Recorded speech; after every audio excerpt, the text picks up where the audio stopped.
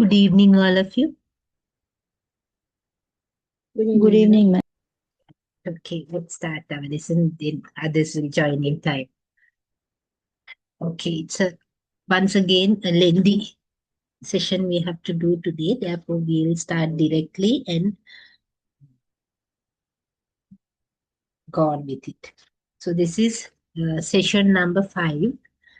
Yesterday, and before that, in session number 3, we discussed about growth and development of under educational psychology, and yesterday we discussed in detail about social development and emotional development of students especially, and then today it's cognitive development and language development. How cognitive development and language development happens under educational psychology. How can we describe that? Will be discussed under this topic. So it's a little bit not difficult, but kind of some complex ideas are included. Therefore, listen carefully, and if you need any clarification, feel free to ask or drop a message in the chat box. Whatever way, it's all right. So, cognitive and language development. Cognitive development, that is something regarding the that's connected with the brain or the academic achievements, or what do you say, something that is connected with the knowledge. Excuse me, madam. Yes. Can I have a screenshot for 5 seconds? Social behavior of the elementary school child. So I didn't have that click. So I have left space for that. Yesterday. Let's see.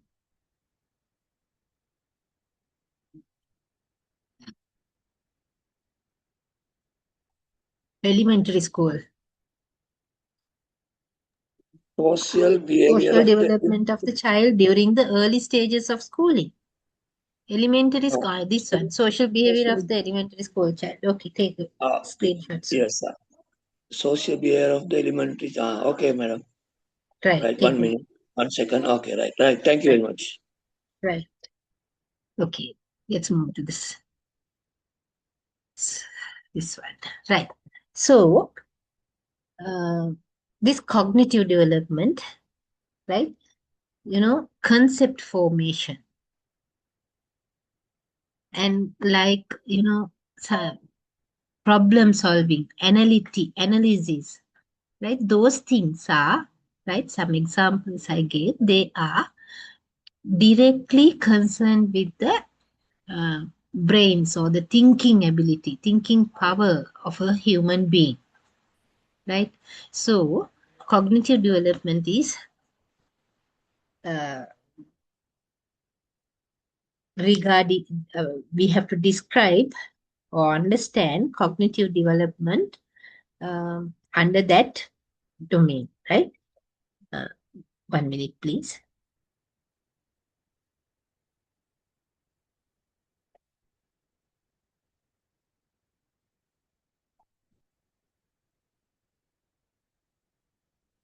Right? So, how children think, explore, and figure out things, how they happen, right? They are related with cognitive development, the thinking ability, right? So, concept formation. So, it is the development of knowledge, skills, problem solving, right? Which help them, the children, to think about and understand the world around them. So brain development is part of cognitive development.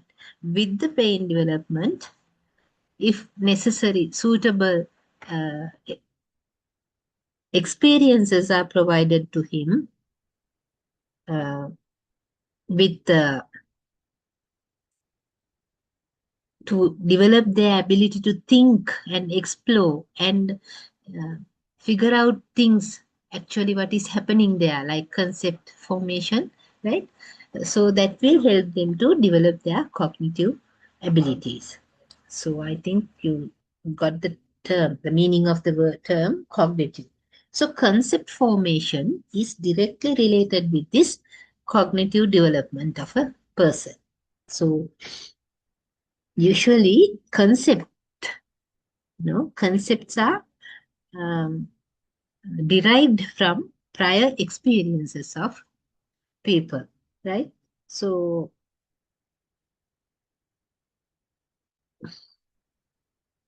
as an example, the flower, blooming of a flower, you know, we know that in the morning or some flowers bloom at night, right? So they when they are the bud is matured enough, it opens the petals one by one, and uh, flowers bloom because of the sunlight, maybe because of moon at night. Sometimes the flowers bloom because of other natural uh, reasons.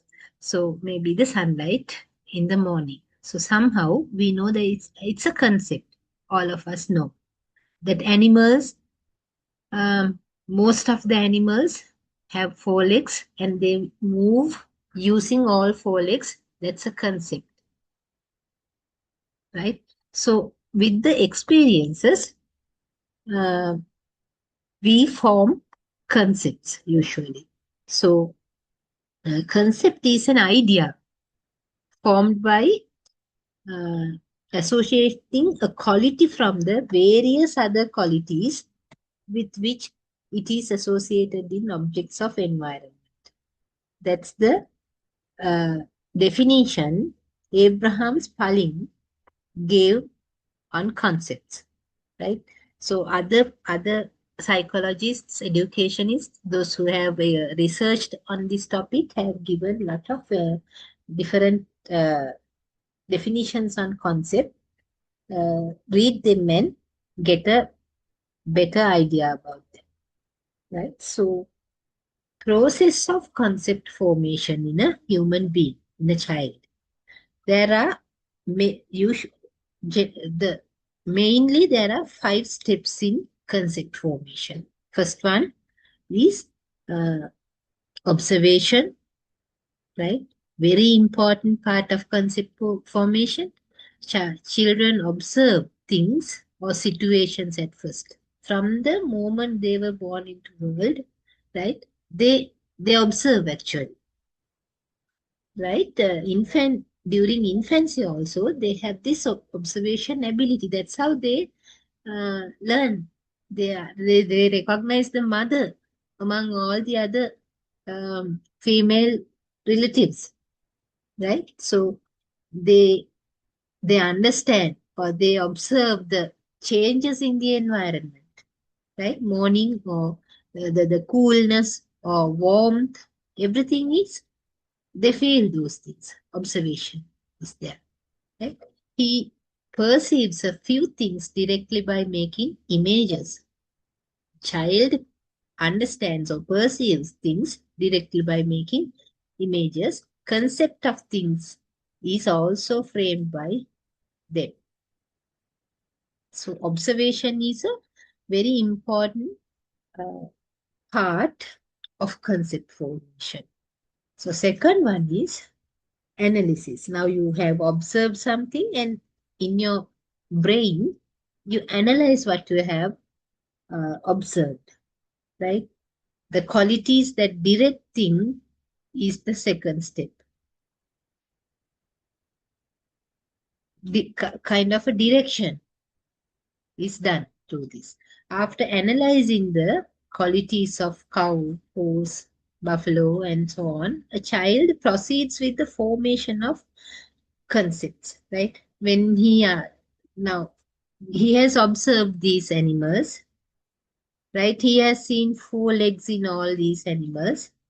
And then with that observation, he analyzes these. So these animals you use the all four legs to move, while there are some other animals like snakes and others, they crawl using the whole body. And there can be some other animals um, who hop. Anyway, they use four legs to move. So that's through analyzation with the observation, they come to conclusion. So comparison. The third step of concept formation is comparison. They compare what they have observed and analyzed in the mind. Having passed through the first two stages, child finds out during the comparison of a dog and a cat that the qualities found in a cat are missing in a dog. Right? So he understands that difference through observation and analysis in the mind. So after that he compares. Otherwise, why don't we call all the four-legged animals dog? We have a concept in our mind that cat is different from dog and dog is different from cow. So the concept of cat, right? He understands. So gets that concept by comparing it with other animals, right? So he recognizes the differences. Then number 4, differentiation of abstraction. In this step, child differentiates similar and dissimilar things. So cows are put into one category. Cats are put into one category. He sees the this similar qualities in them and dissimilar qualities in them. So in the same way, he knows the difference between an animal and a human. He from the very early childhood, even during infancy, he has this ability to differentiate between things, right? So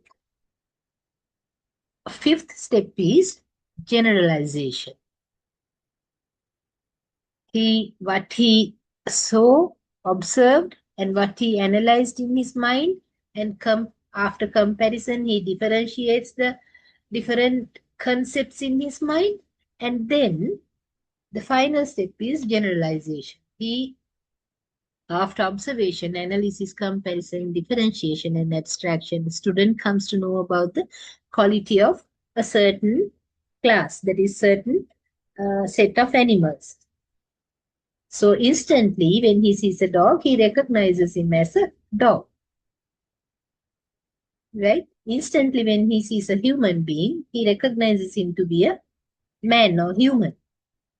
So that's actually a complex process that happens in human mind or brain. Right? So concept formation is actually, according to researchers, only human beings can do that, they say.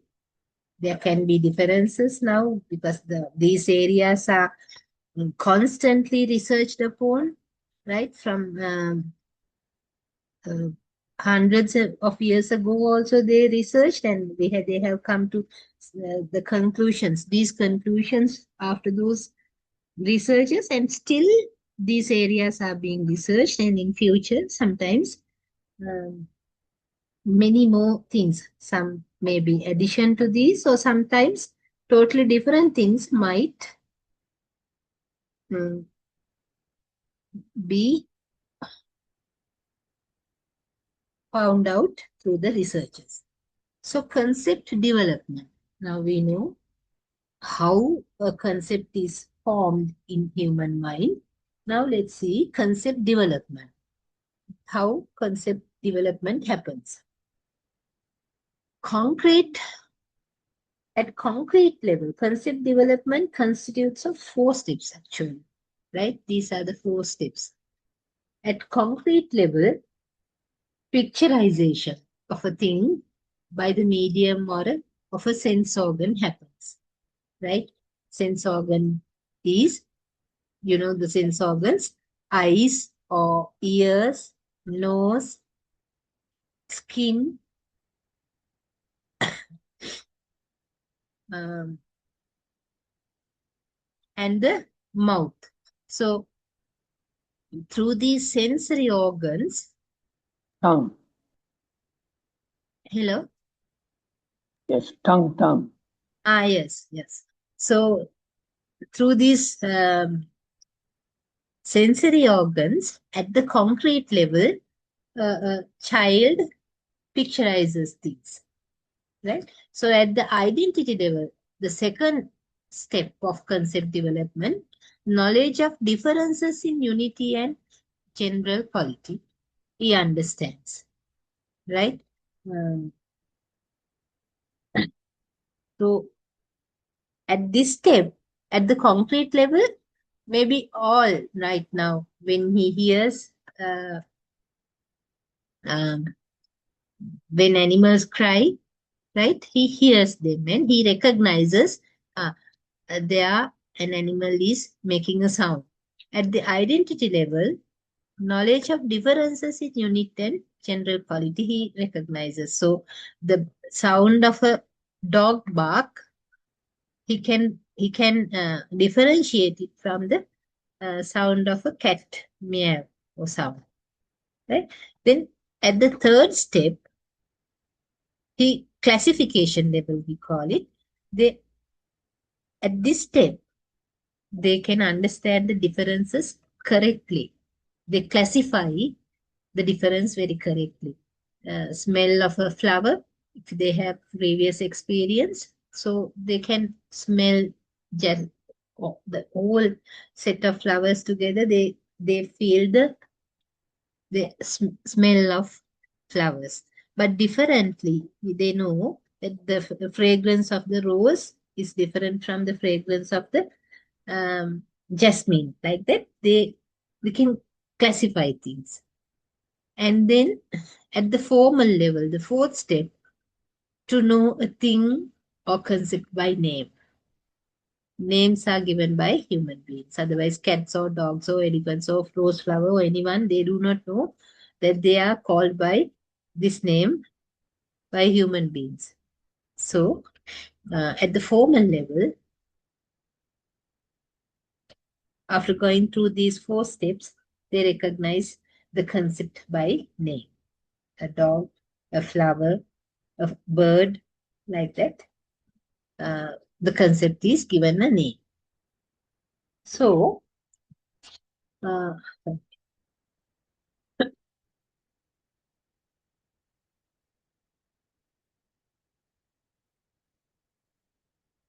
logical reasoning, right? After concept development, now they have the concepts in or ideas in the mind. Then logical reasoning is another very important cognitive process, right? Where uh, thinking ability, analytical power is very much necessary. Or we work with the brain uh, in logical reasoning, also like concept formation, right? So, logical reasoning, re- reasoning is uh, it's very significant uh, in the adjustment of someone getting adjusted to the environment of it, right? Because it controls the cognitive activities of the person and influence the total behavior and personality by development of one's reasoning ability, right? So logical reasoning, it is essential. So it's a definite purpose. It has a definite purpose or goal in logical reasoning, right? Uh,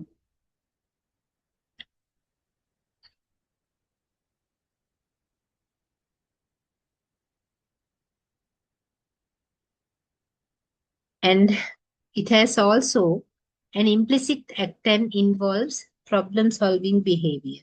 Through logical reasoning only, this problem-solving behavior or that ability is inculcated in a person's life, right? So it involves the use of one's previous knowledge and experiences. So logical reasoning, right? Now, when you have experienced, let's say, rain, right? When it rains, if you have experienced it before, you know that water pours from the sky, and if you go outside without a cover, that you get wet. So logical reasoning in your mind or brain makes you adjusted to the environment to cover your head or body with an umbrella or a raincoat if you go out into the rain. So that happens because of one's previous knowledge and experience. If an alien comes to Earth and he has never experienced rain before in his planet, he doesn't know that he has to cover himself before going out in rain and he might get wet, right? Only through the experience and knowledge, previous knowledge, this logical reasoning uh, comes, and it involves mental exploration of the reason or cause of an event or happening instead of motor exploration, right? So mental exploration is necessary of the reason or cause of an event, right? Like when it rains, mm,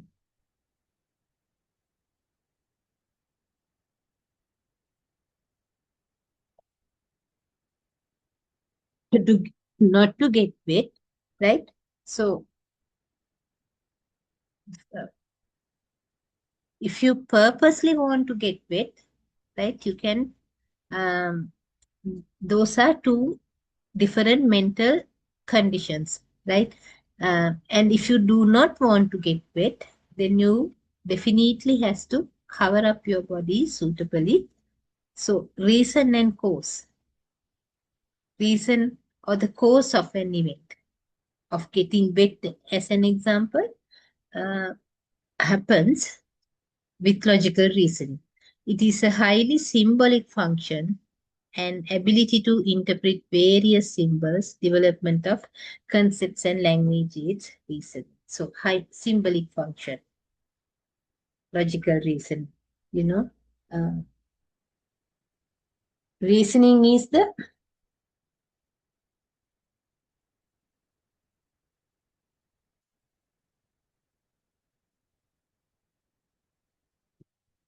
reasoning is actually said to be a productive and advanced stage in the complex process of thinking, right? Thinking is can be done by usually a normal human being has the ability to think, right? But logical reasoning is not mere thinking, it is something with a high cognitive level, right? Only logical reasoning can be done by uh, people with high cognitive level. That's a kind of a main difference between the normal, I mean, generally people we meet generally and with a person with high cognitive powers, right? So when you, as a teacher, you might have seen when you prepare a paper, question paper, if you have this experience, we put, uh, we include questions based on these concepts, right? Uh, to check whether Otherwise, all the students are equal, right? They are given the same instructions for different subjects. Imagine the O-level examination that's going on these days. All the children are taught the same syllabus, right? Same textbooks are used. The teachers have the same type of training. So almost the same level of students are coming for this O-level examination. And but the paper, we know perfectly well that all of them do not um, get the same result at the examination. So how does that happen? Right? So in the papers, this concept development, logical reasoning, and problem solving, we been discussing about problem solving in coming slides, right? So uh, questions are included in the paper to check these cognitive abilities of the child. So if his cognitive abilities are high, if he has memorized things, if he has understood the concepts well, and if he can uh, logically reason the knowledge he has and combine that with the questions that is being asked in the question well, then he can score well. If the child doesn't have that cognitive ability, then he won't score good marks. So that's the difference. So these things are uh, necessary, especially for a teacher to have a good understanding about. So logical reasoning, then there are different types of reasoning, right? Uh, Mainly there are 5 types. First one, inductive reasoning, right? Uh, Inductive reasoning and deductive reasoning, they are the two main types. So induction, is a way of proving a statement or generalizing a rule or principle by proving or showing that if a statement or a rule is true in one particular case, it will be true in all cases in the same serial order. Inductive reasoning, the kind of a logical reasoning. If you have done logic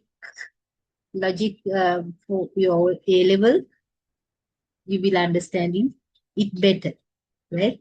Uh, in inductive reasoning, right? Uh, Generalizing a rule or principle by proving or showing that the statement is true in one particular case will be true in all cases. That's what uh, inductive reasoning means, right? As an example,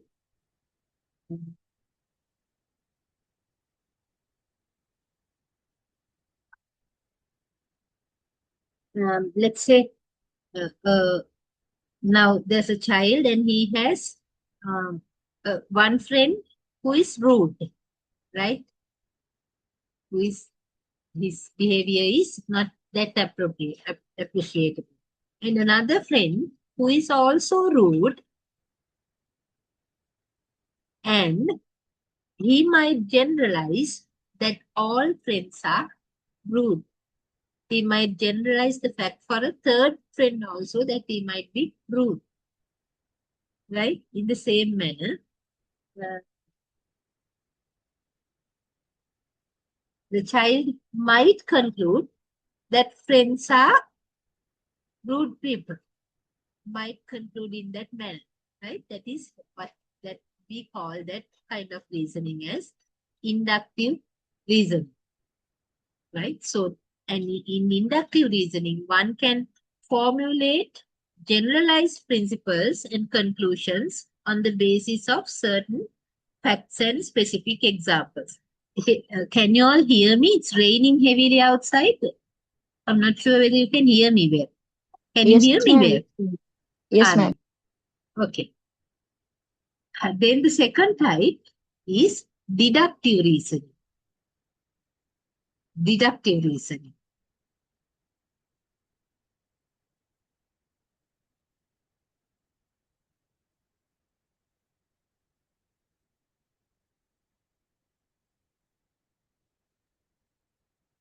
So it's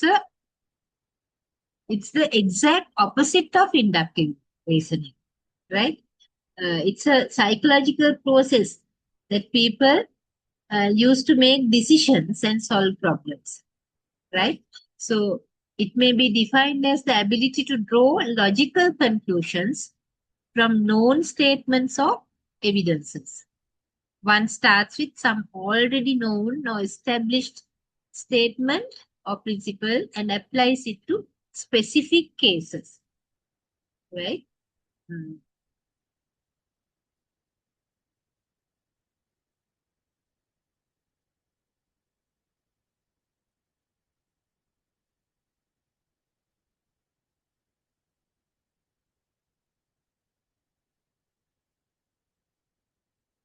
Like, if you give an example, um,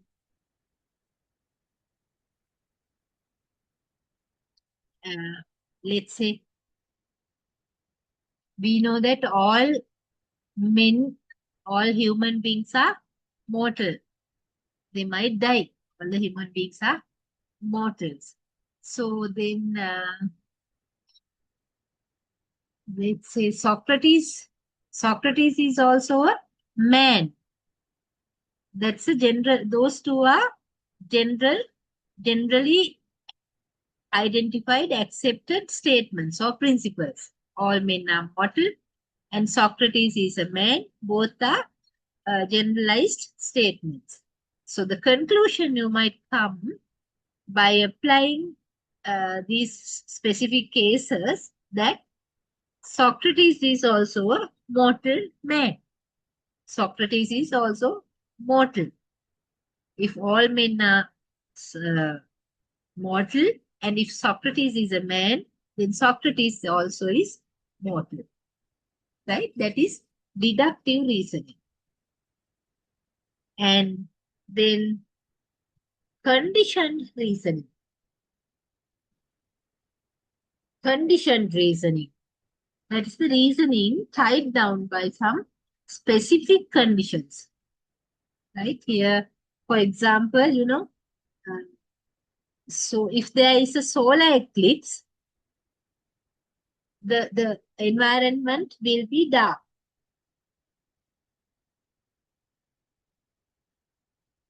And so there is if there is a solar eclipse, the environment will be dark. Right? It's a condition. If there is a solar eclipse only, that happens. Now, there is a solar eclipse.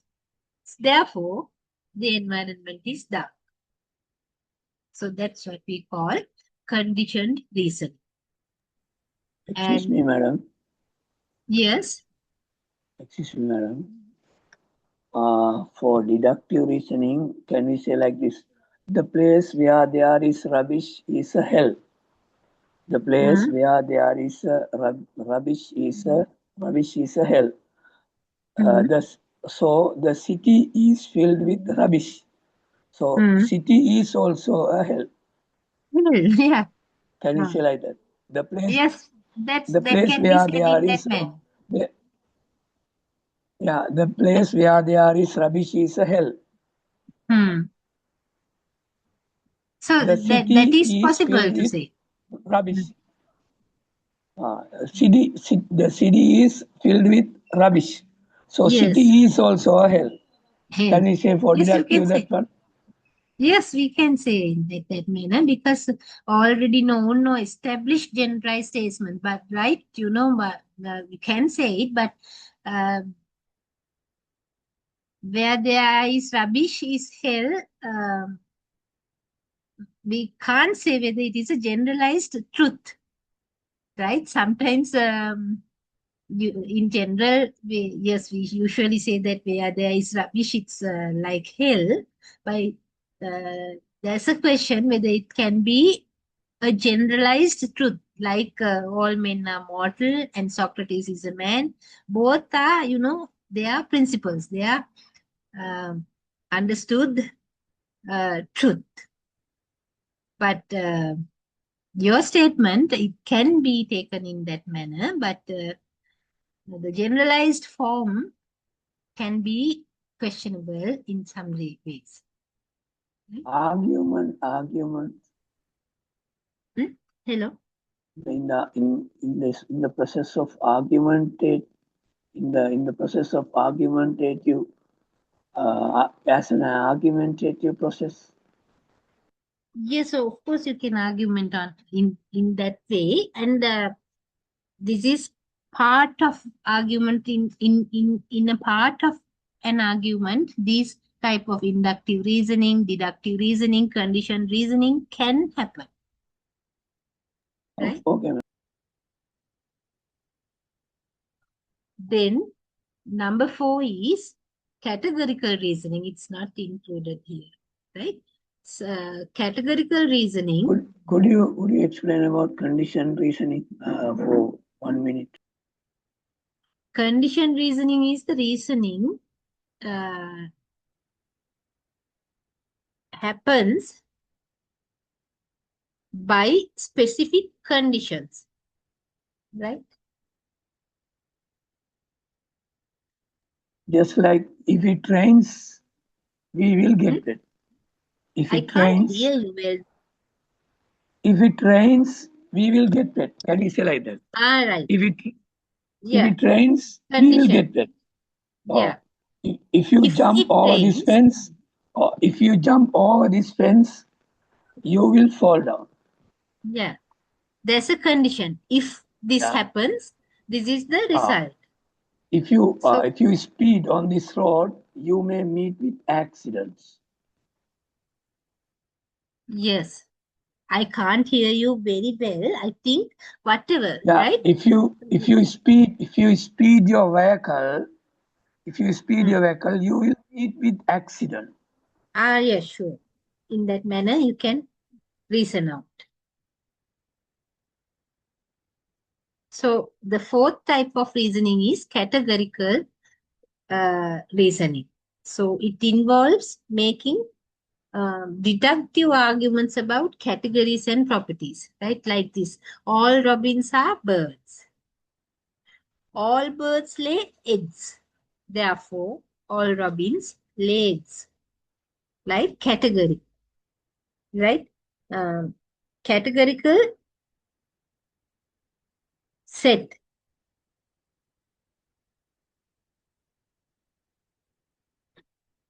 There are 2 sets like this. All robins are birds.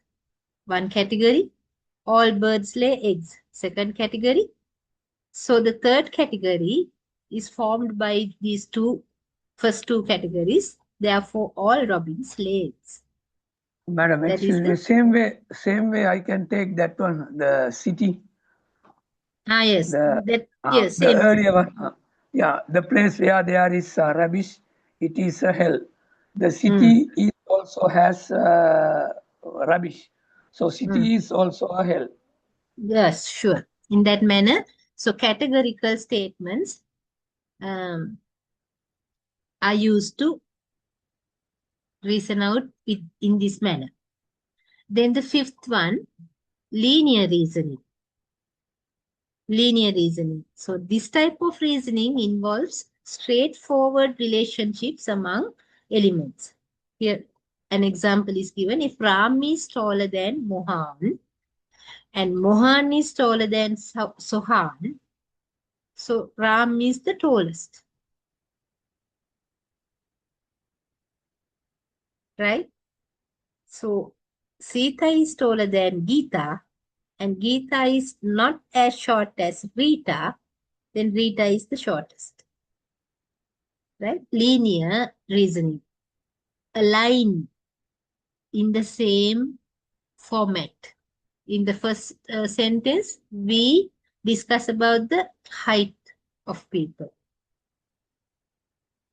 Right? In both sentences we discuss about the height in different manner, right? Straightforward relationship among these things can be seen. And from that reasoning, linear reasoning comes out. This is the fifth type of reason. Then, Excuse me, madam. sorry. Yes. Ma'am, what's the fourth reasoning?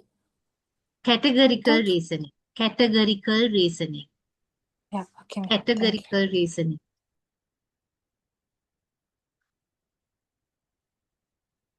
Okay. So steps of reasoning. Now we know what reasoning is and the types of reasoning. So let's see how people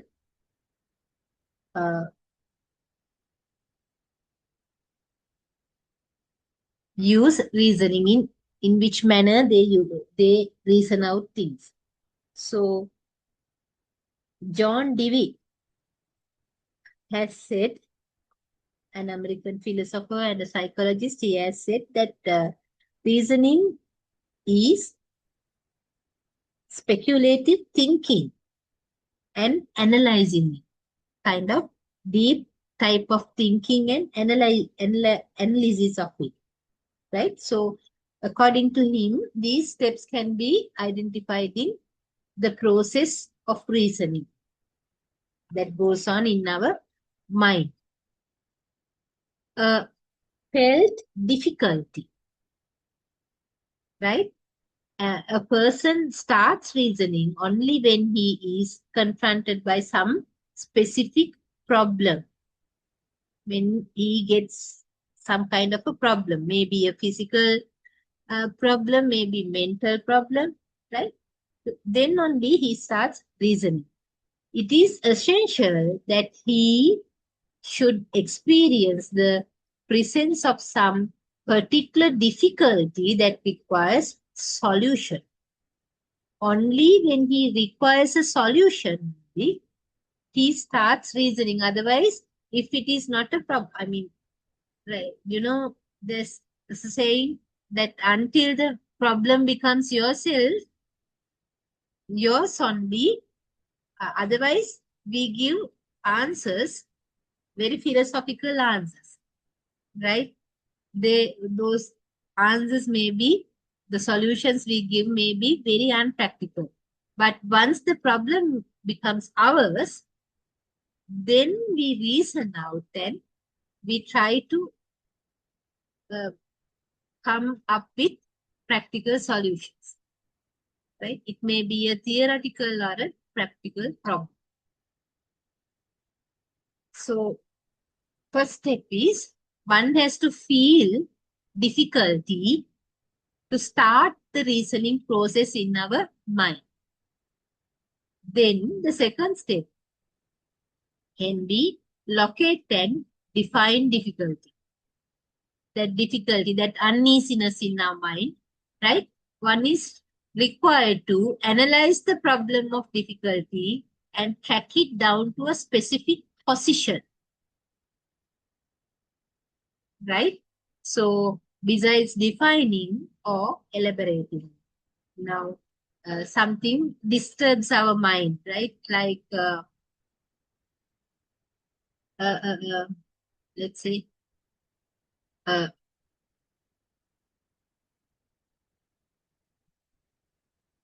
so now we want to go out, but the sky is cloudy, right?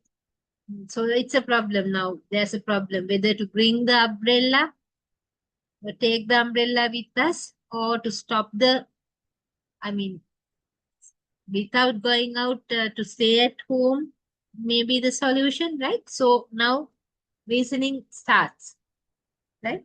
Then evaluation of hypothesis.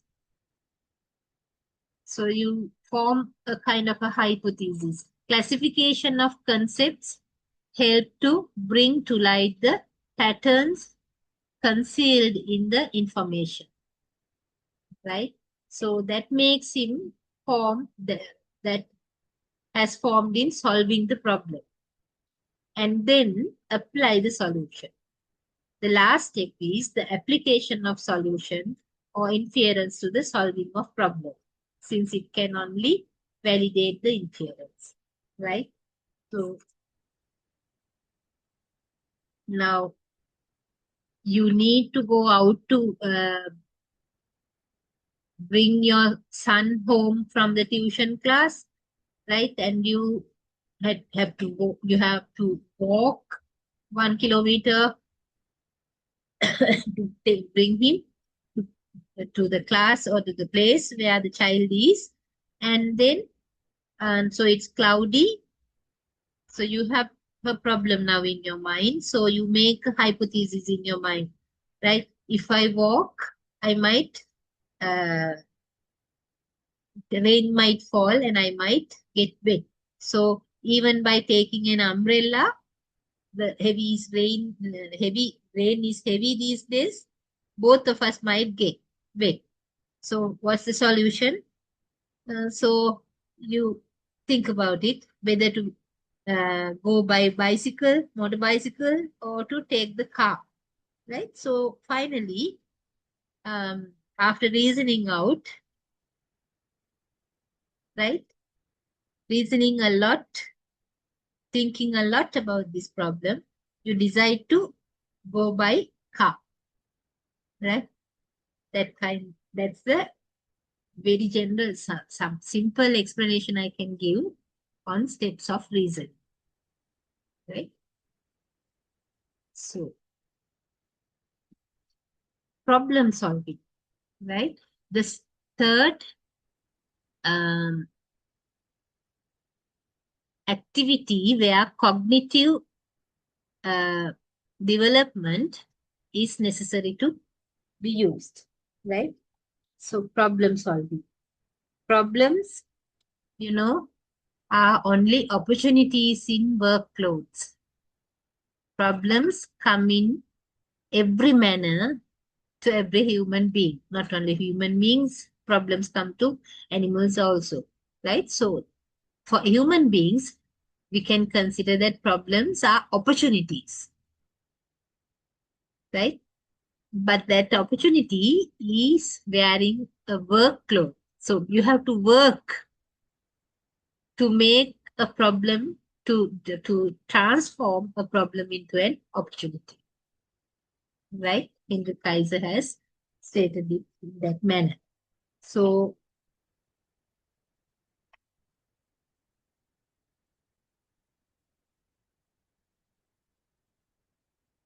productive work involved in the evaluation of the situation and the strategy worked out to reach one's set goals is collective termed as problem solving, right?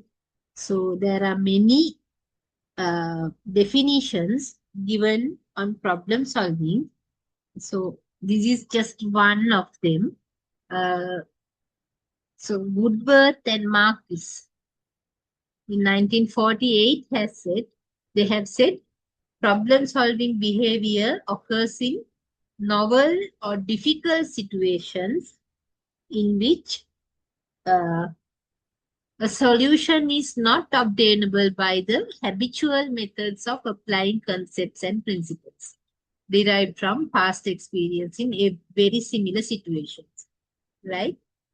Problem solving behavior happens because now in earlier slides we discussed about the concept formation and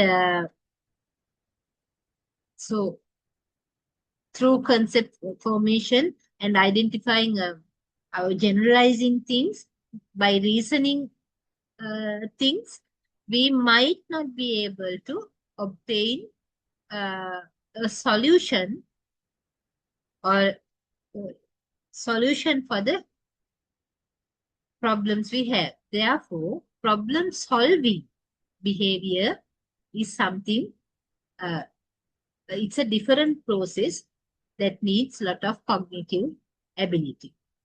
Skinner has said problem solving is a process of overcoming difficulties that appear to interfere with the attainment of a goal. right? When you need to achieve a goal, right?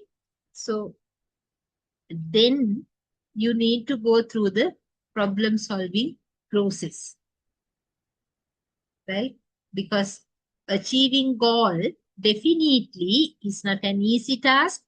There will be lot of difficulties, and to work out or solve out these difficulties, we need to go through the problem solving process.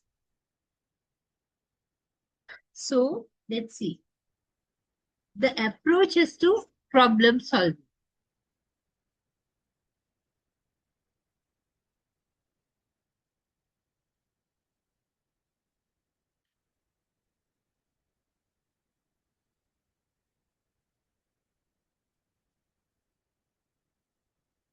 There are additionally there are two main theories that has been identified as approaches to problem solving process. The first one is cognitive field theory that emphasizes the importance of the perception of total situation, that is identifying or having a good understanding about the total situation, that a problem where the problem is created, and relationship among its components, and restructuring the cognitive field. Through this process, we come to we analyze the problem, and we come to we try to identify a suitable solution for the problem. And the second approach is stimulus response theory, right? Emphasize the importance of trial and error, right? Problem is solved through a gradual process of eliminating of error and putting together correct responses, right?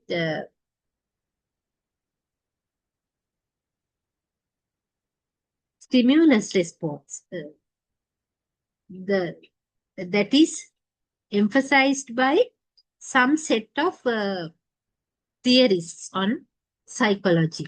They say that problem is solved through a gradual process of elimination of error. They propose to eliminate the whole error in the process or in the problem, and the correct responses can be put together to identify the solution. Actually, there has been a lot of controversy on these different approaches. So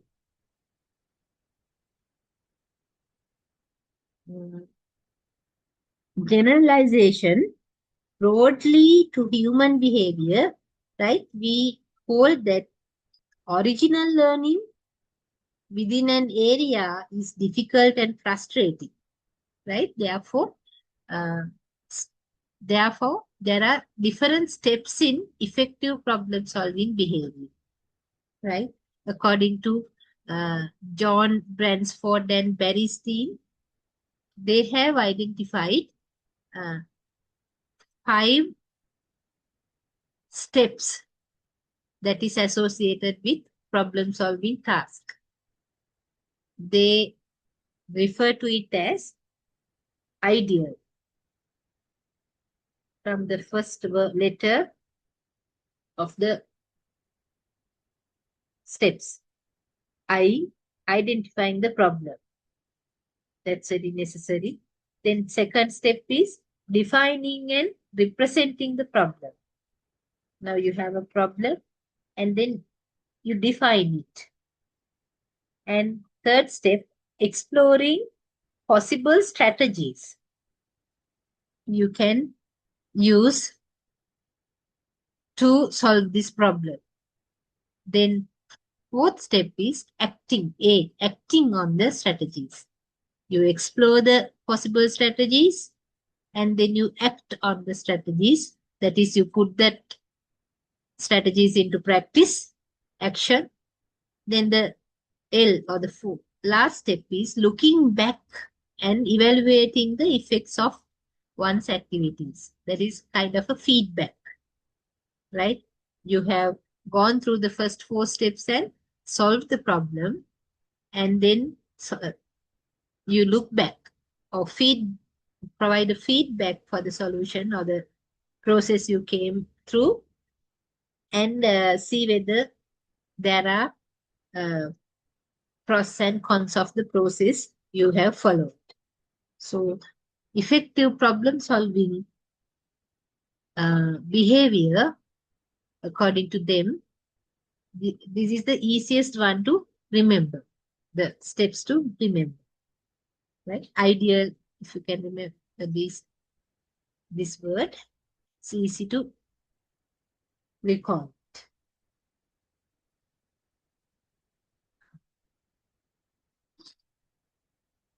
So according to these steps, right, problem awareness is necessary.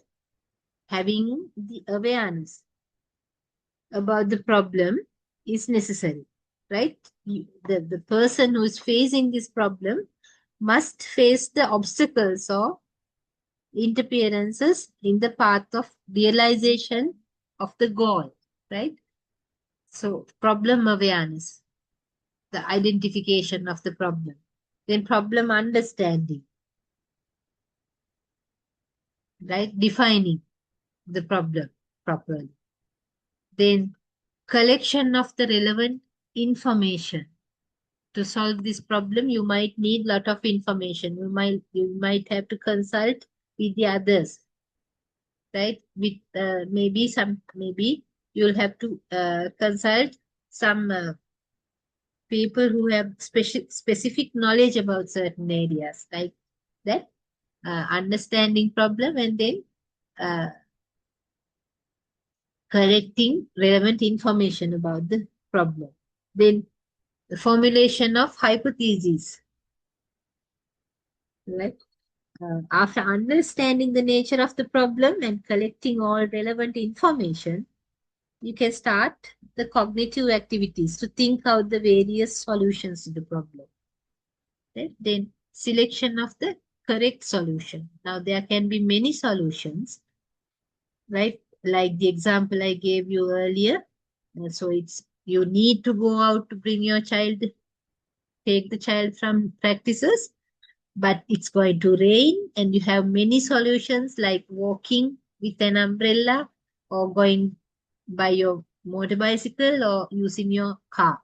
So many solutions, right? You think about them you consider all these things in your head, in your mind, and then you select the correct solution, the most appropriate solution for the moment, right? Then verification of the concluded solution or hypothesis. After coming back, right, as an example, you think again, are you, so by using the car, so there has been an unnecessary expense occurred, right? So like that, you can consider, you can verify the solutions you have used, and for the second time or for the next time you face the same problem, you can use that feedback or that verification of the concluded solutions. They will help you to form a better problem solving process in your mind. Otherwise, Right. Otherwise, madam, we can say that, oh, it's my good time. I use my car to take my child. Otherwise, we would meet with a heavy rain, right? Yeah. We can Same thing. think Yeah. positive. Positive, Yeah, we can positive feedback. positive. Correct. Yeah, positive feedback. It was my good time, right? Yeah. I had taken the car to fetch my child. Otherwise, both my child and I might get would wet be and get wet or get sometimes catch cold. And then Expo, medical no, meet the expenses, right? meet the flooded roads. Hypothesis can be formed in many ways, right? So there can be many solutions, and that's I want you to Madam, understand it's a otherwise, cognitive process. otherwise, what is the use of possessing a car without? Yeah, Correct. According to the situation, if we don't use the car, what is the use of purchasing a car and keeping at home?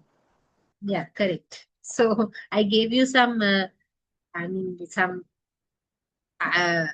idea to think about. So anyway, problem solving is a cognitive process.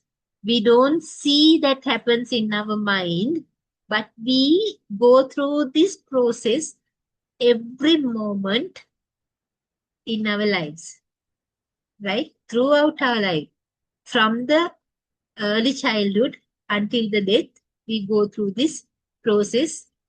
We go through this mean that our mind, in our mind, this process goes on all the time. Okay? So problem solving and role of the teacher. Next topic. Why should a teacher have a good understanding about this problem solving process? Right? You know, teaching and learning process, it's greatly related with problem solving, cognitive ability, right? Concept formation, reasoning, then problem solving, right? Logical reasoning, all these things are directly related with teaching learning process because we are dealing with the cognitive ability of the child. We work towards developing cognitive ability of the child. You know, in lesson plans also, we write objectives on three main areas: development of the cognitive ability, development of psychomotor abilities, uh, and the development of affective domain. We write objectives on these three main domains: cognitive domain, psychomotor domain, and affective domain. Right? So it's directly related with teaching learning process. Therefore, a teacher should have a good understanding, ability on problem solving, and there's a big role for a teacher to play in this process because uh,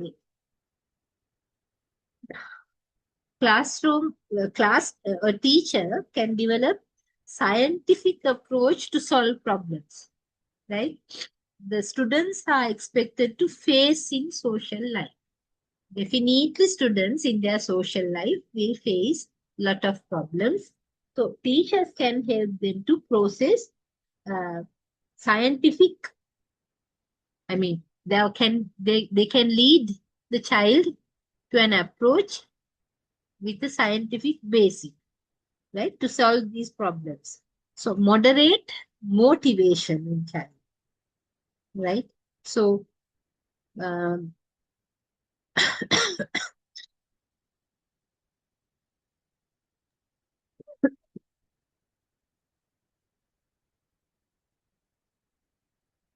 teachers can create motivation in the child by using different techniques, right? Problem to support them with the problem solving process.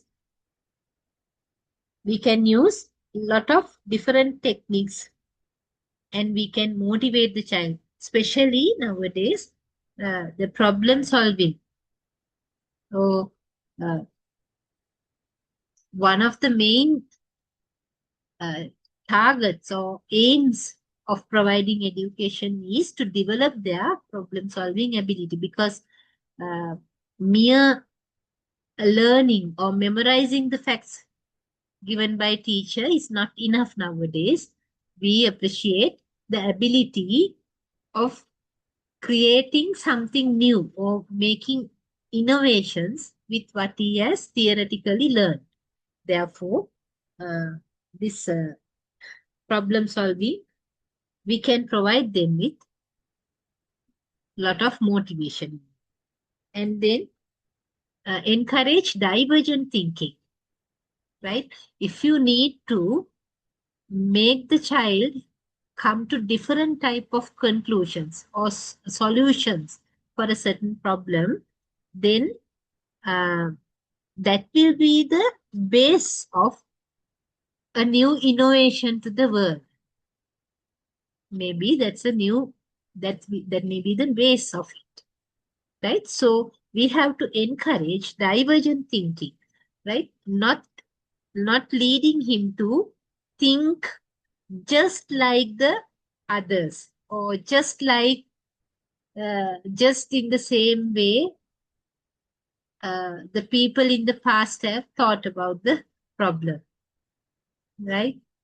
So if the child is encouraged to think about the problem differently only, he will come up with different types of solutions, right? So divergent thinking is uh, can be encouraged by the teacher. Then the third role a teacher can play in this process is problem should be presented as a whole, right? So that students can uh, have the perception of total situation for the solution, right? So that is also a very important part, or the role a teacher can play in this process, right? So, and then Hi, level ma'am. of difficulty. Yes. Sometimes teachers, we have to handle unexpected classroom situation also, right? So problem solving. Yes, definitely. You know, I'm not going to describe deeply because time is um, actually it's a big problem. Otherwise, you know, the gifted children, we have a set of, I mean, generally, if we take the classroom, the majority of the students are normal or general set of students, and there can be some slow learners in your classroom, right? Children that can be categorized under the term slow learners, right? Due to genetic problems or physical problems or social emotional problems, right? They may be slow learners. And there can be one or two gifted children also in your class. Gifted children, you know, they are exceptionally um, bright actually. That happens right now. Gifted children, a common characteristic of these gifted children is that they are very inquisitive. They always question, right? Whatever the teacher say, they are not ready to accept whatever the teacher say as it is. Because of that inquisitiveness, they'll always have problems. What about on every concept the teacher says, they create problems in their mind, and they want to clarify them, and they ask questions, right? So um, what happens generally in our classrooms is, so these children are actually a problem to the class. They are difficult to handle because of this inquisitiveness. They are noisy, right? So the attraction, so the teacher's attention is distracted by because of his problem. So from the very beginning, from very, I mean, primary grades, especially if the teacher did not have the ability to recognize this child, his abilities, well, what happens is teacher silences him usually. Don't ask questions, right? Don't deviate the lesson, right? Keep silent, sit down. Whenever she sees that he raises hands or stands up, they put him down. So what happens is ultimately child doesn't know that he's a gifted child, that he's a bright fellow, that even the parents cannot recognize if they cannot recognize it, so what happens is the child is that giftedness or that brightness or that cognitive high ability will be lost. So, uh, I think something like that you were going to ask Yes, about ma'am. this. Yes, because Right. I have that like that kind of child in my classroom. That's why. Uh, so these are interconnected, but the time is the problem. Let's see, whenever we have time, we'll discuss. So Okay, the ma'am. problem solving, right? Um, level of difficulty. Excuse me, could you give me 1 minute? Yes. Only just 1 minute. Now, different type of thinking is actually in a company, one person is sent to sell the shoes to one country, and Yes. this salesman went and saw, and he told that nobody is wearing shoes, and he came back. And another salesman was sent there. Then he told that, observing all the situations and environment, he told that nobody wears the shoes, so we can make these people wear the shoes and make our production there for in a success path, in a successful path. So this is Yes, that's different the type of ability. thinking. Different type of Thinking. thinking and finding solutions for the problem in a different manner, right? So that's the ability. That's what I need you to understand. These are maybe common things, but the cognitive ability, cognitive level of the child can be developed through these things, right? Then active manipulation and practice and incomplete solutions by providing incomplete solutions, tasks, right? These things.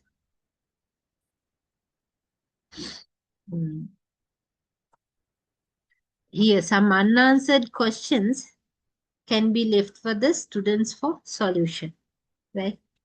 A tactic a teacher can use to develop problem solving ability of the children, right? For them to think beyond that. Something we call brainstorming, right? We give brainstorming questions for them to think before answering. That there's a depth in that question, the area of that question. So teachers have to play a big role in developing these thinking problem solving abilities of children. And the second main topic of today's lesson is cognitive and language development. So language development actually or directly a cognitive ability. Only human beings have a structured, formal, written and oral language, right? Animals also have some kind of a communication. We have observed the dogs or birds or dolphins, right? These animals, they have kind of a communication. They call each other, they give messages that there is food here, right? There's danger here. Some kind of messages are formed or delivered between them, but they don't have a structured, well organized, written or oral language. So, language development is a cognitive ability. Jean Piaget and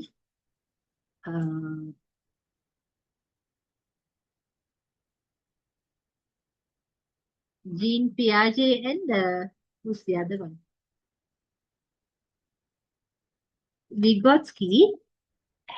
They are the psychologists who have given who have researched a lot on this area, especially Jean Piaget, a French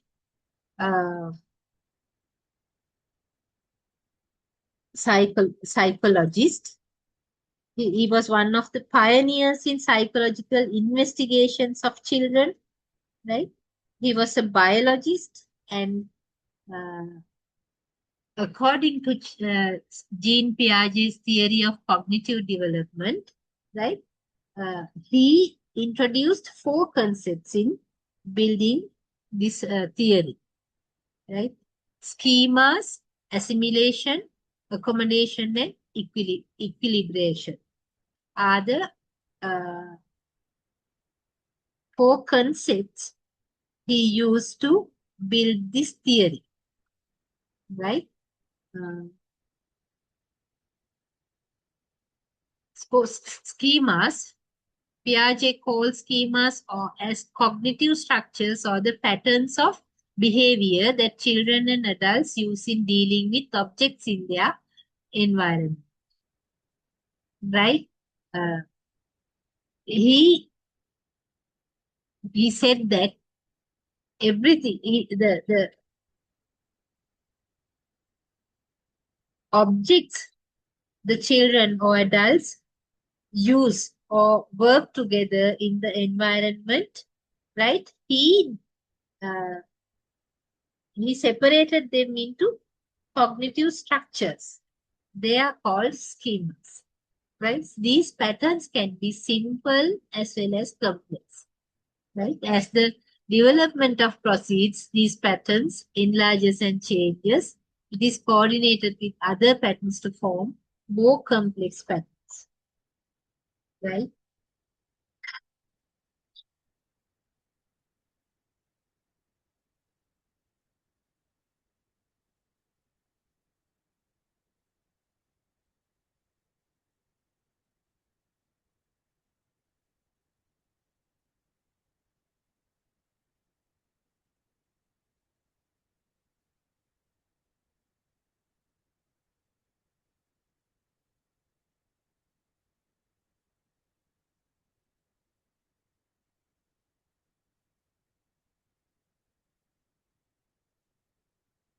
So then the second step is assimilation, and that implies the incorporation of something from the environment.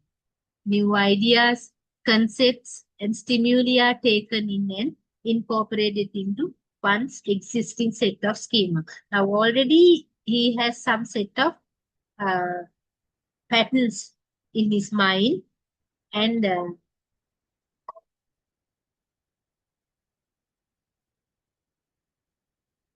through experiences, more schema is added to the existing ones, and they are organized with the development of the child with the relevant age. And then accommodation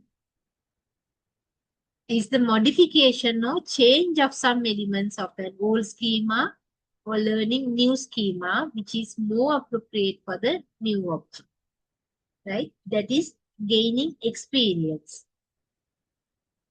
through, right? The learning is built upon the experiences. One experience will be developed by more experiences, and then something new will be learned.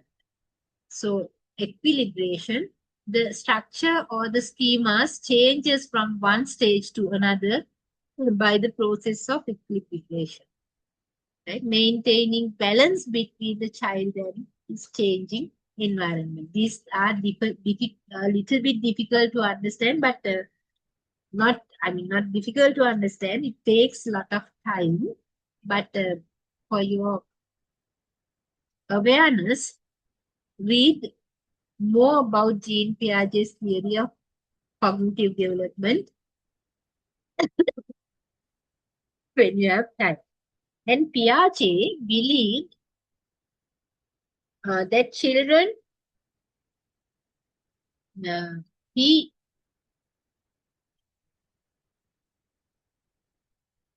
suggests that children move through 4 different stages of learning, right? According to Piaget, he has identified 4 different stages of learning in a child, right? His theory actually focuses not only on understanding how children acquire knowledge, right? How children learn, acquire knowledge, but also on understanding the nature of intelligence level he gets. So according to him, there are 4 stages of learning. First one is sensory motor stage, sensory motor adaptation, since birth to 2 years, right? During this time, this age limit, child learns through the sensory and motor skills, sensory organs and the motor skills. You know, from the very first moment, child cries because uh, he feels some kind of a pain when he comes out of the mother's womb.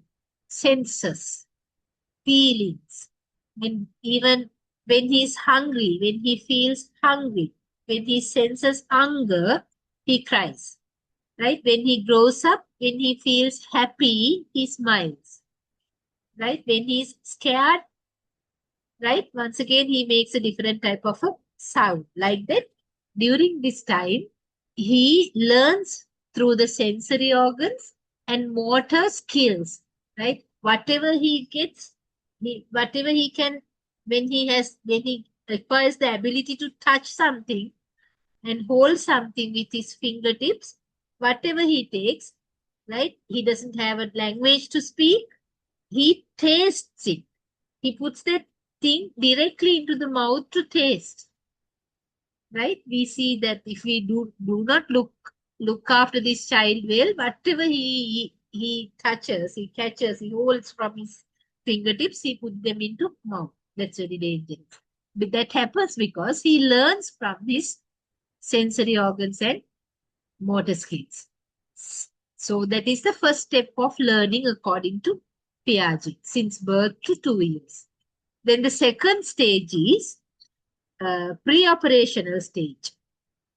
Pre-conceptual thought or pre-operational, we call it, 2 to 4 years, right? During this time,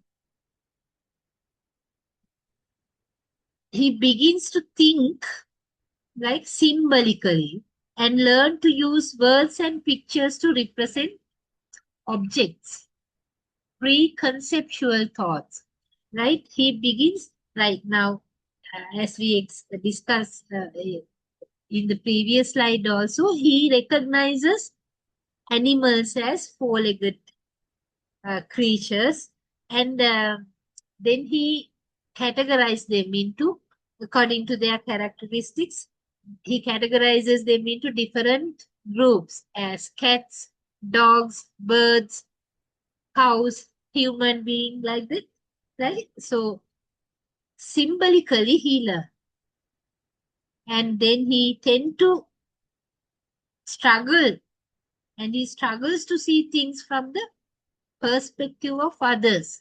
That's why he asks questions. You know, this 2 to 4 year child, they constantly ask the question why, why, how it happens, why it happens in that manner.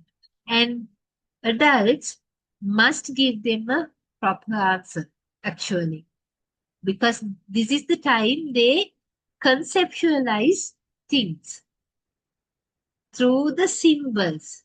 So it's a very critical and important time period for the development of the brain. We know that by 5 years' time, 75% of the brain is developed. With the brain cells, we can do miracles, right? Therefore, this is the second stage. Then the third one is the period of intuitive thought, right? Generally 4 to 8 years, the third stage of cognitive development or learning. At this stage, they begin to think logically about concrete events, right? The logical reasoning is developed in his cognitive or in his mental powers. So he develops to think logically. And then he begins to understand the concepts of conversation. Right? That's why we say during this stage, we must tell him stories. We must talk with him a lot. We must let him watch. I mean, these even the television programs must be. I mean, to develop his concept, right? To develop his logical thinking, all these things must be prepared. So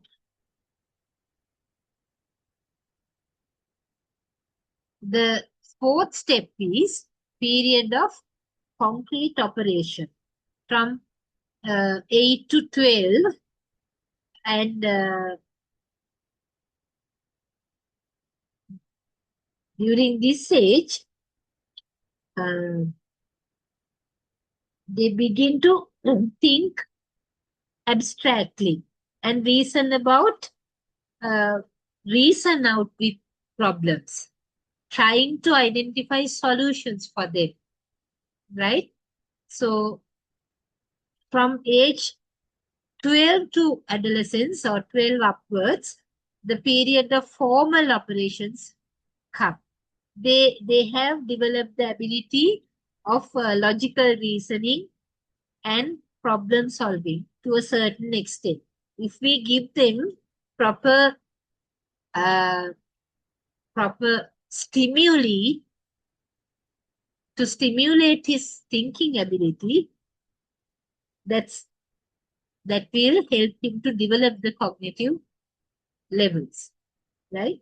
And because he begins to think more about moral, philosophical things, right? Even political issues, right? They are concerned about these things by this time, right? So they start to reason from general principles to specific information, actually, these things. Therefore, these are the stages of cognitive development according to Jean Piaget. And Piaget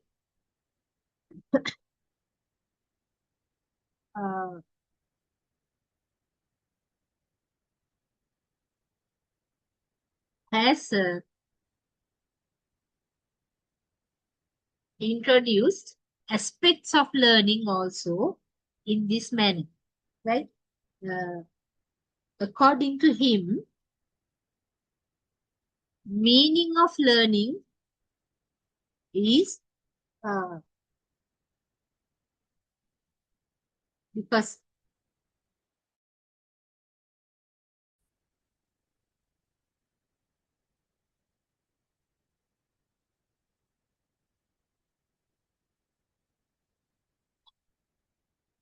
learning includes different types of activities, right? So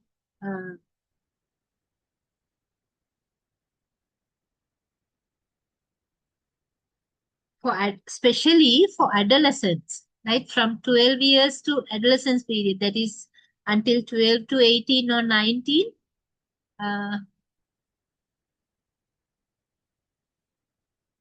they think about, we said that their logical reasoning ability is developed. Therefore, meaning of learning must be made understood to the child. Now that's lacking in our education system. Usually we see that children learn for the purpose of getting through national level examinations. That's the sole purpose of them to coming to school, right? So meaning of learning is something different from that. Therefore, this aspect of learning must be properly understood and used in the teaching learning process. Then role of practice.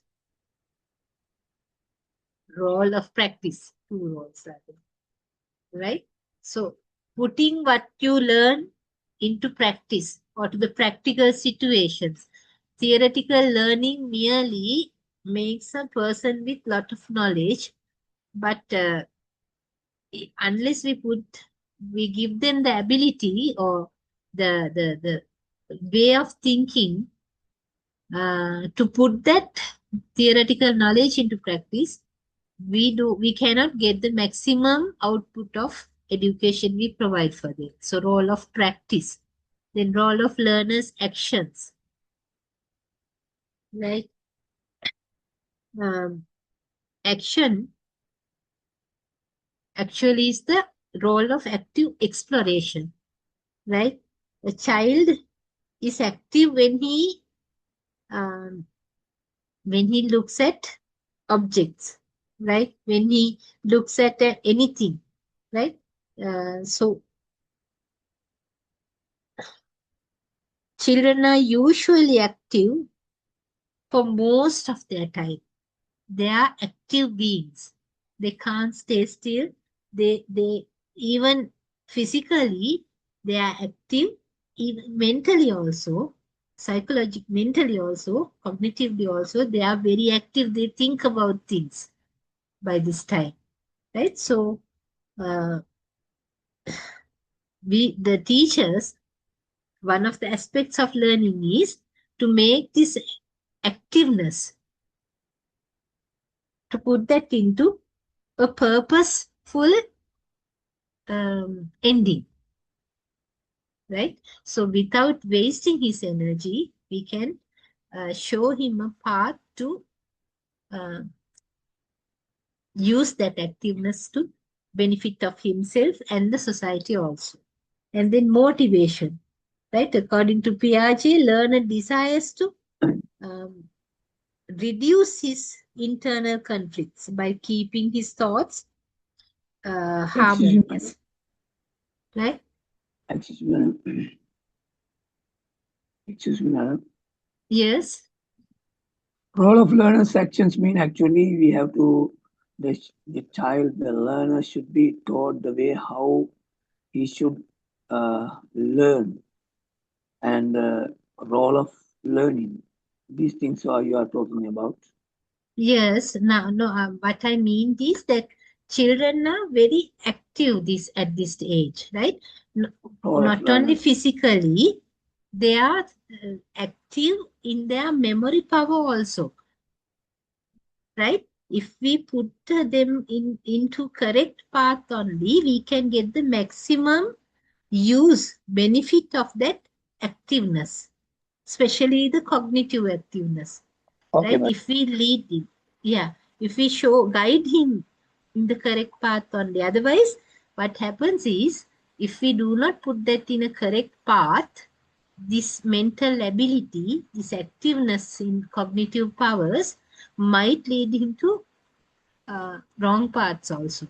You know, the nasty people in the world, right? Those who have um, created destructive things to the world, they are very people with high cognitive power.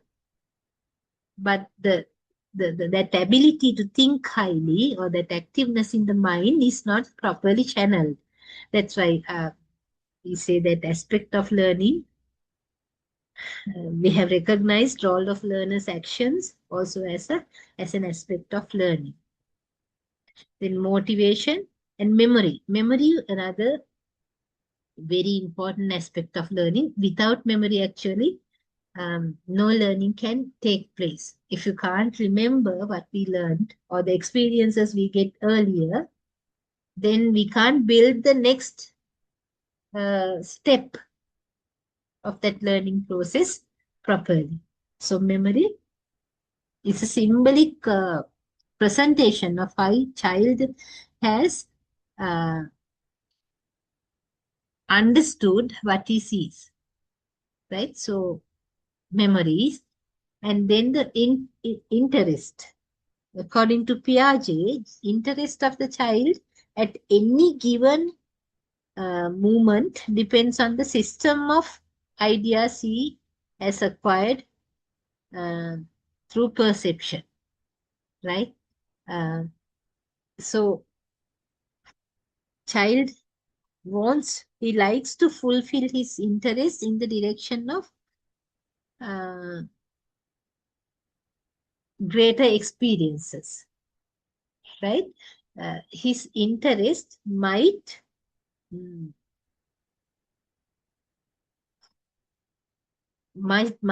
be once again like that activeness of the mind must be channeled in the proper path. Otherwise, interests also, if we use them positively or shape them correctly, they will benefit the child very much, very well. And if they are not properly aligned or used or recognized or guided by an adult, maybe a teacher, maybe parents, right? These interests might be the destruction of the child also. Therefore, these things are cognitive abilities. That's why sometimes we can't see them, right? These cognitive abilities. So they must be developed with the proper guidance of an adult. So educational implications of Piaget's cognitive theory of development. So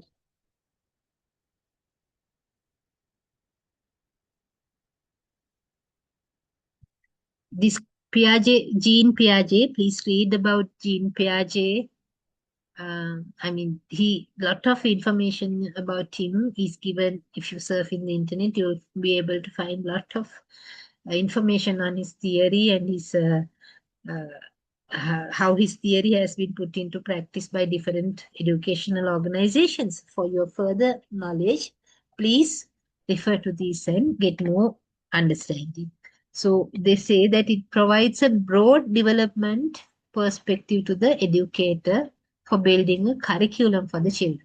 When you prepare the curriculum, Piaget's idea, Piaget's cognitive theory of development are greatly used, right, to develop child's reasoning ability, problem solving ability, concept actualization ability, right? So for those things, lot of activities areas are included in curriculum on every subject area, not only language. Sometimes in other subjects also Piaget's theories are used. The description of developmental stages and qualitative aspects of intellectual growth is very useful in providing suitable educational practices, right? So better take a photograph of this and read later and get a good idea about educational implications of Piaget's cognitive theory, how we put that into educational, to develop educational purposes.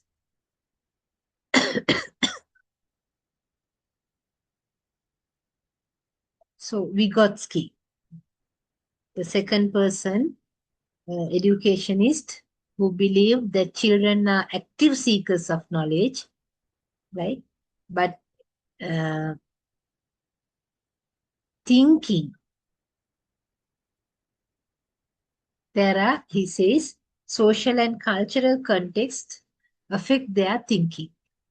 According to him, there are two main theories.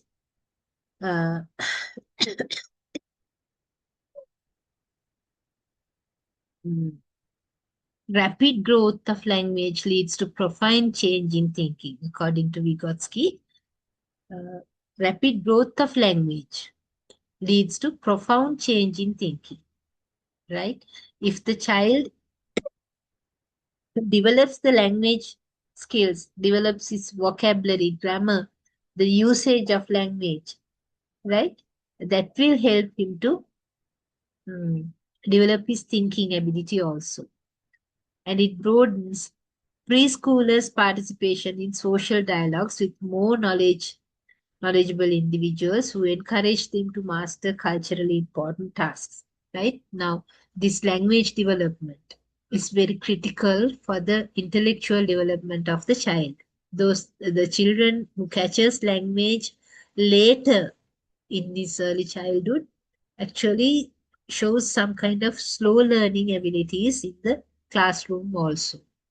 While those who have acquired language early in his life, sometimes in primary grades, we see a kind of a difference between their intellectual abilities. But when they come to secondary level or the later classes of primary, we normally we don't see that difference. But in grade 1 or 2, maybe there can be a difference. You know, the children who come to school 1 year earlier because they were born in January, there's a difference of 1 year.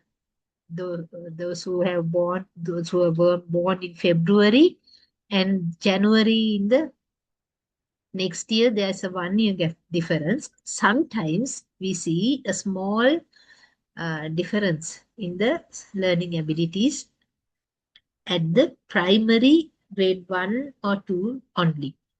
But when they grow up, naturally or generally, these differences are ready, right? Language acquisition and speech development. How now language can be acquired by listening or listening to that particular language, and speech is something different from that, right? Speaking is, there are 4 skills that we try to develop through language. In language, reading, speaking, writing, and listening. So speaking is a different skill. So how that can be developed, let's see, because that's also a cognitive ability, right? Speaking needs good cognitive skills because the words must be remembered. Vocabulary must be stored somewhere in our brain or mind, right? And the grammar pattern should be learned, right? So the usage of the correct word at the correct place, right? So they are cognitive abilities. Therefore, it's directly related with cognitive development. So language, the ability to speak a language is a major feature that distinguishes human beings from animals, right? In their vocal speech as a means of communication, right? So speech communication has these forms. First one is speech, ability to speak using a language. Then facial and bodily movements that show different emotions, like communication. Then sign language used by the deaf people. That's also a communication method. We use speech to communicate. Right? Then arts such as music, dance, and painting, they are also methods of communication. Generating an idea and passing it to other people. That's a communication. Then written symbols of words, right? Tools of communication may be categorized under 2 heads, signs and symbols. Symbols are unique to human beings, right? So speech development.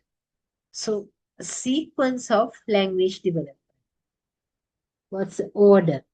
How does it happen?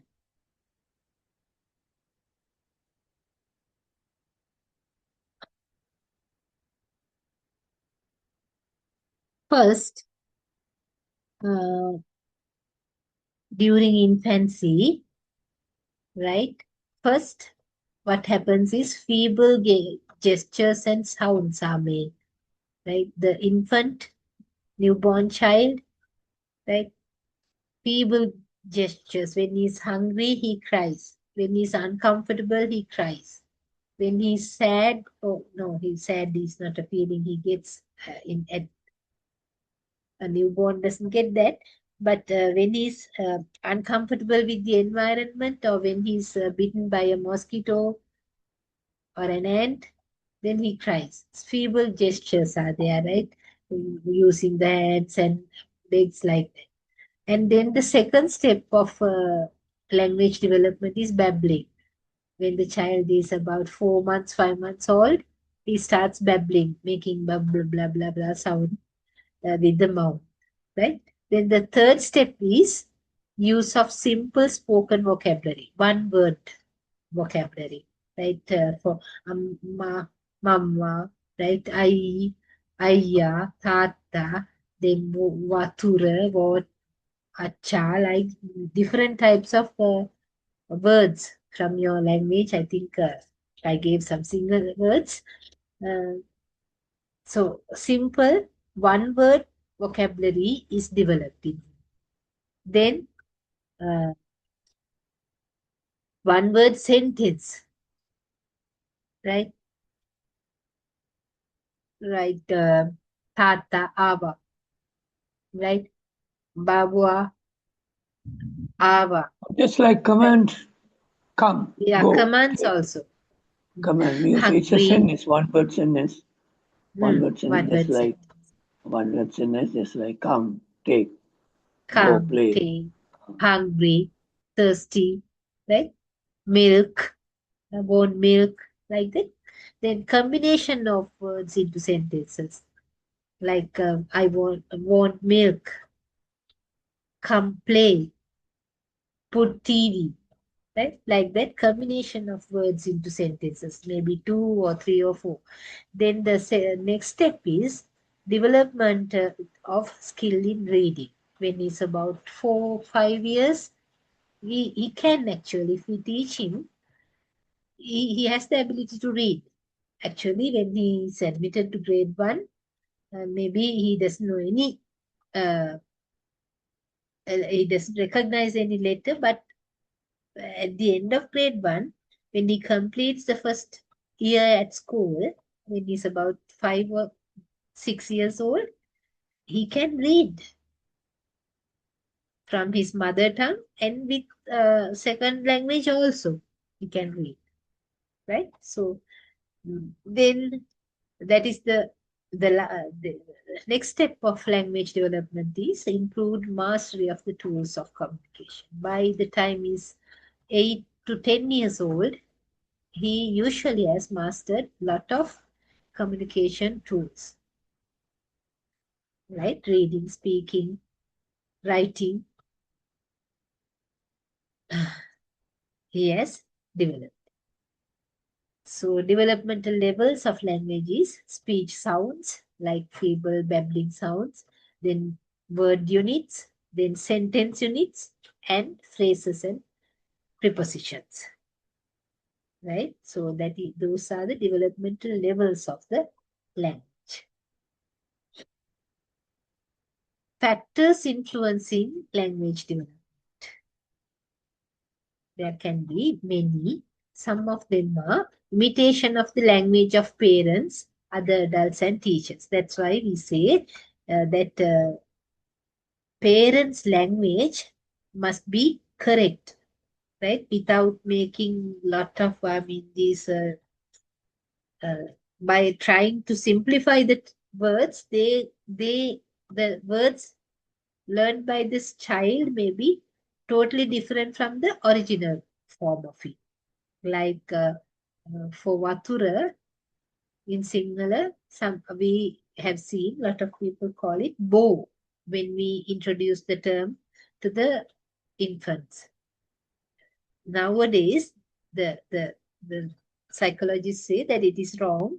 It's better to introduce the term Vatura directly to the child without using these simplified forms. Then cultural factors are there, right? The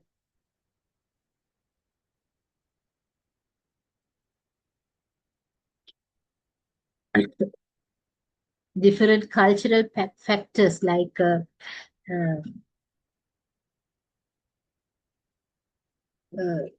you know, in Sinhalese culture, by the before he completes 3 years of age, we make him read the first letters, right?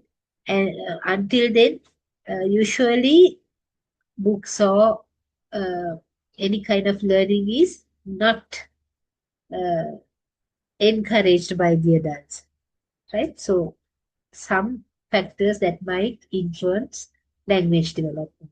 Then environmental factors. If the child is raised or brought up uh, in a secluded environment without many interactions with other people, then the vocabulary of that particular child might be small because he's not the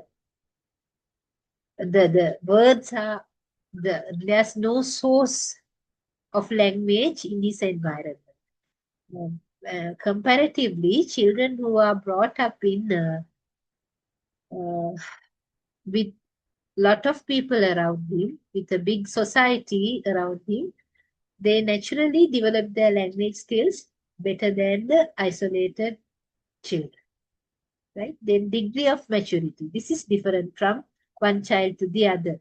The moment they achieve that maturity is different. That's why we say when they come to grade 1, we say empathetically not to compare children with each other, because the maturity they obtain it at different ages, right? Some children starts writing letters very soon, while some children take some time to achieve that ability.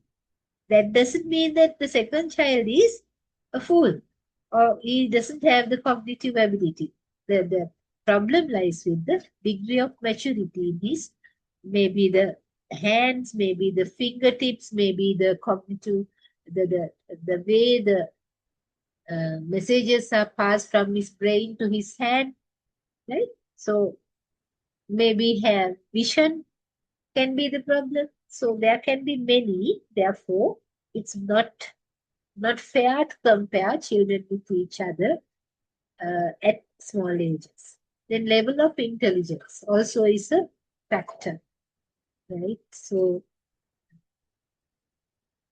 intelligence of we'll be learning about intelligence in the next lesson. We'll see that the inheritance and the environment of the child directly is related with the level of intelligence.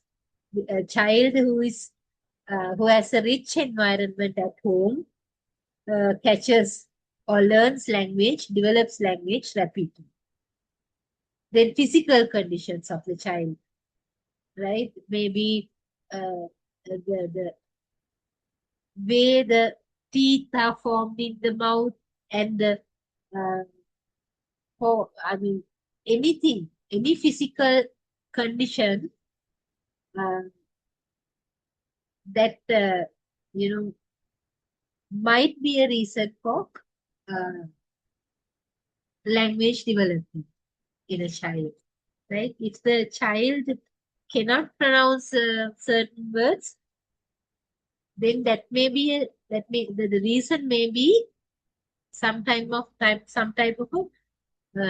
deformity in his physical condition, the mouth cavity or the respiratory organs, maybe they are not in order. Lockjaw. Number of children in the family also is a factor that influences language development. That is, I said, if the child has a lot of, if he can hear a lot language spoken around him constantly, then it's easy for him to catch up that particular language. Then socio-economic status of the family, right? If the child belongs to a stable family with high socio-economic abilities, then his learning, his language development, that happens usually easily. then emotional development of the child, and teacher's language competency also is a reason for that influences language development.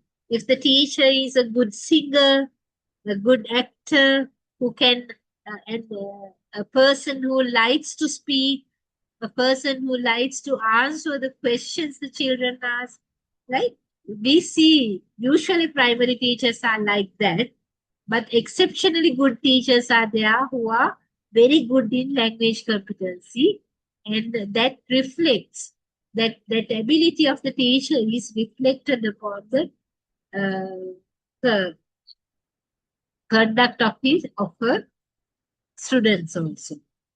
Right?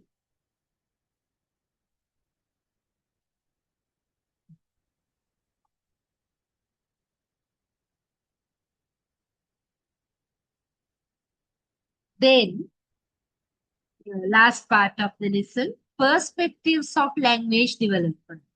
There are mainly 3 perspectives identified in your syllabus. The behaviorist perspective, nativist perspective, and the perspectives of interactionists. Right? I will give you a general introduction about them. The behaviorist perspective is it considers language development to be entirely a result of environmental influence. Right? According to this behaviorist perspective, language development happens because of environmental influences. Right? If the environment is rich with language, then the child, through his behavior patterns, catches up the language easily. Right? Through operant conditioning, parents reinforce their baby's sounds that mostly sound like words. Right? So imitation combines with reinforcement to promote language development. Right? So, parents, they now when the child says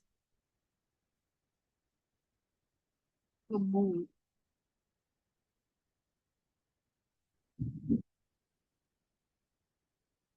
I'll wind up the session very soon because it's lightning and a lot of problems are going to be. It's raining heavily here. So the Yes, ma'am. second perspective is, how about your area? Is it not raining? In my area, it's raining heavily. Okay, madam, go ahead, madam, and finish Ah. this. Okay, ma'am. We can continue on the next day. Yeah, next day we can do now. You can. We will pick from this No, slide you can. onwards. You only this slide. You can. I Work can't fast. hear properly. Yeah, you can work faster. You can. All right. This is the last explain. last slide. So I'll go through it soon. So the second is the nativist perspective. So this view states that children are born with a biological based system called language acquisition device. That is LAD. Right? For mastering language. According to them, this perspective, this LAD or language acquisition device in its biological system, that is somewhere located in brain or mind or heart, but wherever it is. So it helps for mastering language. Noam Chomsky, the linguist psychologist, is the person who introduced this nativist perspective. He said that LAD contains a set of rules common to all languages, and children speak in rule-oriented way from the beginning. Children all over the world tend to master language milestones in a similar sequence, evidence that fits with Chomsky's ideas. Right? I think for principles of education, you must be learning about Chomsky's theories well.